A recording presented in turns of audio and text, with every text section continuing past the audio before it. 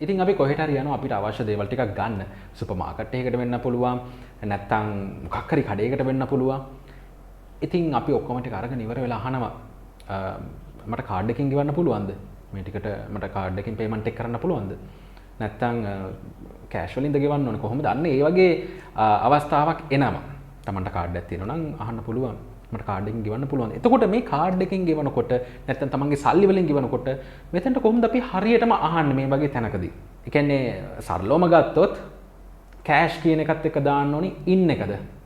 නැත්නම් විත් එකද? නැත්නම් බයි එකද? මේ කාඩ් එකත් එක්ක දාන්න ඕනේ බයි එකද? ඉන් එකද? විත් එකද? ඔන්න ඕක තමයි අද සරලවම ගන්න යන්නේ. ඉතින් මේක මම වැඩි දික් කරන්නේ නැතුව, පාඩම වැඩි දික් කරන්නේ නැතුව මම මේක සරලව කියලා දෙන්න. කාඩ්, ඒ කියන්නේ ක්‍රෙඩිට් කාඩ් එකක්, වීසා කාඩ්, මාස්ටර් කාඩ් ඔය ගොඩක් ඒවා තියෙනවනේ නේ. හරි. එතකොට ඔය කාඩ් එකත් එක්ක අපිට දාන්න පුළුවන් බයි කියන එක. බයි කාඩ්. නැත්නම් විත් කියන එක දාන්න පුළුවන්.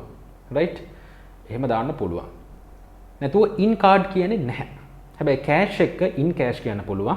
නැත්නම් විත් කෑෂ් කියන්නත් පුළුවන්. හරි? ඔන්නම දාන්න පුළුවන්. ඔය බයි එක දාන්නේ කාඩ් එක කාඩ් එකකට නම් මේ බයි කියන එක දානවා. ඔය වගේ අවස්ථාවකදී ඒ කියන්නේ ගෙවීමක් කරන්න යනකොට මට කාඩ් එකකින් පේමන්ට් එක කරන්න පුළුවන්ද? Can I pay by card? අන්න ඔහම අහන්න පුළුවන්. Can I pay by my credit card? මගේ ක්‍රෙඩිට් කාඩ් එකකින් මට ගෙවීම කරන්න පුළුවන්ද? ඕකේ? ඉතින් ඕක ඉගෙන ගන්න. by card නැත්තම් cash වලින් නම් in cash. මම මේකට sentences ටිකක් මම කියලා දෙන්නම්. ඊට පස්සේ මේ with කියන එක දාන්නත් පුළුවන්. ඒකත් ඔළුවේ තියාගෙන මේ දෙකටම with කියන එක දාන්නත් පුළුවන්. අපි බලමු ඔය ටික කොහොමද දාන්නේ මේ උදාහරණ වාක්‍ය ටික ලියා ගන්න. මේකේ ප්‍රශ්න තියෙන්නත් පුළුවන්, වාක්‍ය තියෙන්නත් පුළුවන්. ඉතින් මේව නෝට්බුක් එකක ලියාගෙන හරි පිළිවෙලට තියාගෙන ප්‍රැක්ටිස් කරන්න. තැනකට ගිහිල්ලා අහන්න පුළුවන්. මට කාඩ් එකකින් පේමන්ට් එක කරන්න පුළුවන්ද? ලස්සනට වැඩකාරයෙක් වගේ අහන්න පුළුවන්. ඉතින් මේකේ මුලින්ම ප්‍රශ්නයක් තියෙන්නේ මේකෙන් තේරුම් ගන්න පුළුවන්. ඔයා අදාළ බාණ්ඩ ටික අරගෙන යනවා සල්ලි ගෙවන්න. ගියාම එතන ඉන්න කෙනා අහනවා කාඩ් එකකින්ද ගෙවන්නේ නැත්නම් කෑෂ් වලින්ද කියලා. කොහොමද දාන්නේ? මේ තියෙන්නේ would you like to pay in cash or by card? Would you like to pay in cash or by card? ඉතින් ඔන්න ඔය විදිහට අහන්න පුළුවන්. අනිත් එක මේ හැම දෙයක්ම මේ ඉංග්‍රීසි ප්‍රැක්ටිස් කරනකොට මම මගේ ක්ලාසස් වලදී වුණත් කියන දෙයක් තමයි අපි හරියට පෙන්නන මේ ප්‍රශ්නයක් අහනකොට මේ ප්‍රශ්නයක් තමයි අහන්නේ කියලා. නැත්නම් would you like to pay in cash or by card? එහෙම අහලා හරියන්නේ නැහැ. ප්‍රශ්නයක් විදිහට අහන්න. Would you like to pay in cash or by card? අන්න එහෙම අහන්න. ඉතින් ප්‍රශ්නයක් විදිහට අහන්න ඕනේ. උත්තරයක් දෙනකොට උත්තරයක් විදිහට දෙන්න ඕනේ. තේරුණාද? ඉතින් අපි මේකට තව උදාහරණ ටිකක් බලමු. මෙන්න මේව තමයි උදාහරණ. You can pay by card or with cash. මේ by කියන එක use කරන්න පුළුවන් කාඩ් එකත් එක්ක. ඉතින් මම කිව්වා with කියන එක දාන්නත් පුළුවන් කියලා. මේ උදාහරණේ තියෙන්නේ you can pay by card. මම අහනවා කාඩ් එකකින් ගෙවන්න පුළුවන්ද නැත්නම් කෑෂ් වලින් ගෙවන්න පුළුවන්ද කියලා. එයා කියනවා you can pay by credit card. නැත්නම් you can pay by card. Card එකකින් ගෙවන්න පුළුවන්, ක්‍රෙඩිට් කාඩ් එකකින් ගෙවන්න පුළුවන්. or with cash නැත්නම් cash වලින් ගෙවන්න පුළුවන්. with cash නැත්නම් in cash එහෙම කියන්නත් පුළුවන්. you can pay by credit card or in cash කොහොම කියන්න පුළුවන්. ඊට පස්සේ තියෙනවා you can pay with a credit card.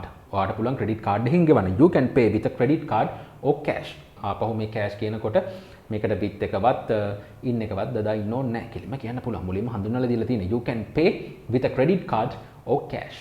ඉතින් ඔන්න ඔය විදිහට සරලවම මේක කියන්න පුළුවන්. ගොඩාක් කට්ටිය පටල ගන්න එකක්. මේකට buy cash කියනවා. හරි. ඊට පස්සේ කාඩ් එකට in card කියන එක සම්පූර්ණයෙන්ම වැරදි. එහෙම පාවිච්චි වෙන්නේ නැහැ. පාවිච්චි වෙන අවස්ථාත් ඇති. නමුත් මේකේ හරිම දේ කියලා දෙන්න ඕනේ. ඉතින් මේව තමයි පිටරට කට්ටිය කතා කරන්නේ. කතා කරනකොට මේ විදිහට තමයි හරියට මේගොල්ලෝ කතා කරන්නේ. මෙන්න මේ prepositions තමයි ඒගොල්ලෝ පාවිච්චි කරන්නේ. තේරුණාද? in cash, by card, by credit card ඕවා කියන්න පුළුවන්. in cash නැත්නම් with a credit card. okay? අන්න ඒ විදිහට කියන්න පුළුවන්. නැත්නම් with cash. එහෙම කියන්න පුළුවන්. ඉතින් මම හිතනවා මේ අද කියලා දුන්න දේත් ගොඩක් වැදගත් වෙන්නේ නැති කියලා. Tamanට පුළුවන් මේව තව ටිකක් සර්ච් කරන්න. Tamanගේ දැනුම දියුණු කරගන්න පුළුවන්. තව උදාහරණ වාක්‍ය ඉන්ටර්නෙට් එකෙන් හොයාගන්න පුළුවන්. හරි නිකන් ඉන්න එපා. මම කියලා දෙන ටික විතර අහගෙන පොත්වල ලියාගෙන එහෙම ඉන්න එපා. මට ඕනේ ඔයගොල්ලෝගේ දැනුම improve කරන්න. ඒ කියන්නේ හැමතිස්සෙම වැඩි දියුණු කරවන්න. තේරුණාද? ඒකින්ද හැමතිස්සෙම වැඩ කරන්න. Taman වැඩ කරොත් Tamanට හොඳ අනාගතයක් තියෙවි. Tamanට හොඳ ඉංග්‍රීසි කතා කරන්න පුළුවන් කෙනෙක් වේවි. තේරුණාද? ඒකින්ද වැඩ කරන්න. ඒ වගේම Tamanට දරුවෝ ඉන්නවනම් දරුවන්ට මේ සිස්ටම් කියලා දෙන්න. ඉගෙන ගන්න විදිය උගන්වන්න. තේරුණාද? මෙන්න මෙහෙම තමයි ඉගෙන ගන්න. මෙන්න මෙහෙම ඉන්ටර්නෙට් එකේ සර්ච් කරලා ඔයගොල්ලන්ට ඉගෙන ගන්න පුළුවන්. ඒ ක්‍රම කියලා දෙන්න, ටෙක්නික්ස් කියලා දෙන්න ඉගෙන ගන්න. එතකොට Tamanට නිකම්ම Tamanගේ දරුවෝ උනත් හරි පාරට ගන්න පුළුවන්. ඒ වගේම මගේ නංගි රුවිනි සචිත්‍ර කරන Real Start Kids කියන YouTube channel එක තියෙනවා.